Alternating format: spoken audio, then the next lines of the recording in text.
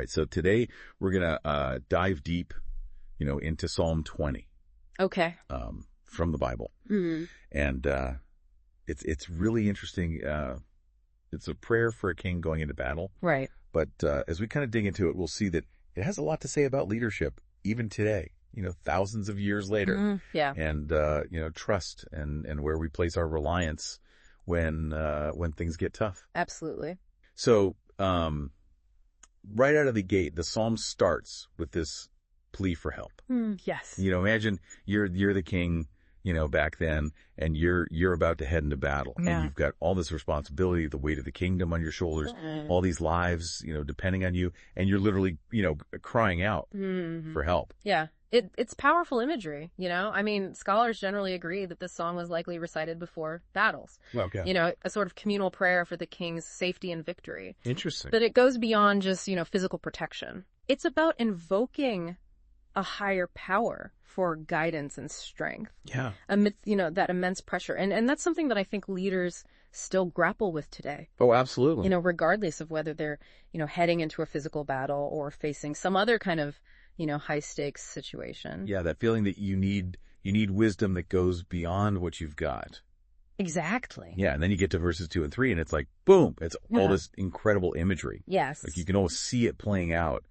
Help coming from the temple, offerings being presented, God noticing and acknowledging the plea. Yeah, and it's not just some abstract idea, right? It's a visceral experience that's engaging, all the senses. Yeah, it's powerful. And then you get to the end of verse 3, and you hit this word, Selah. Yes, Selah. And what's that all about? So it's not just a musical pause, right? Okay. It's an invitation to really stop and let the weight of what you've just heard sink in. Right.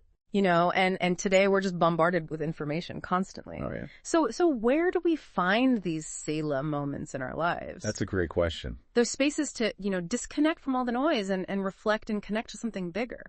I love that you brought up the Selah, because then you move into verses 4 and 5. Yeah. And the tone completely shifts. Yes. It becomes this really hopeful, almost like euphoric,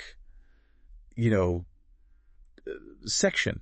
Yeah. Desires, granted plans, succeeding banners, waving, it's like a victory celebration. Right. But it makes you wonder, I mean, is this just blind optimism? Right. Or is it this deeper kind of confidence that comes from, having that Selah moment? That's the question, right? Is it blind faith?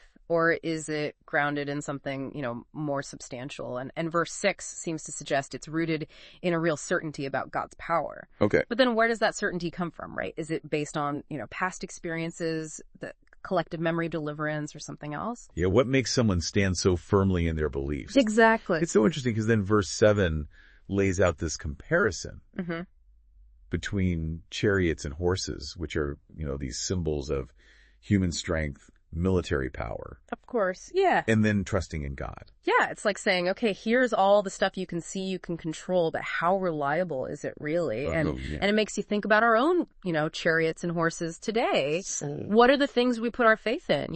Technology, money, influence. Right. What happens when those things let us down?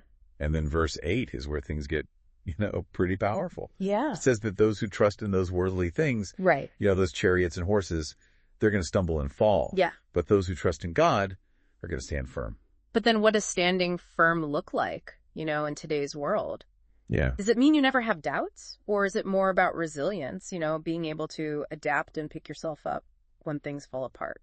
It's so interesting how the song ends. It kind of comes full circle back to prayer. Like this continuous loop of, seeking help, finding assurance, and then needing to seek help again. Just cycle. It is. And it just, it resonates with me because I think that's so much of what life is. Absolutely. And it's not about reaching this point where you have all the answers. Right. It's about embracing that cycle of, needing help and then finding strength and then needing it again. That's so true. So I think what I'm taking away from all this is that even when things are uncertain, there's this incredible strength in recognizing that, we don't have to do it all alone. That connecting to something bigger than ourselves, whatever that might be, can give us real resilience. Absolutely. And if this ancient psalm was a source of strength for kings, facing literal battles, think about all the sources of strength that are available to us today, Yeah. Communities, values our own inner wisdom, even nature. I think the real question is, how can we tap into those sources more effectively, especially when we need them the most? That's a great question. What can we learn from this psalm, a text thousands of years old, that can help us navigate the uncertainty and complexity of our modern world? Yeah. That's something worth thinking about. It is. Thanks for diving in with me today. Absolutely. This was great. Always a pleasure. Yeah. Until next time. Okay. All right. Take care. You too. Bye.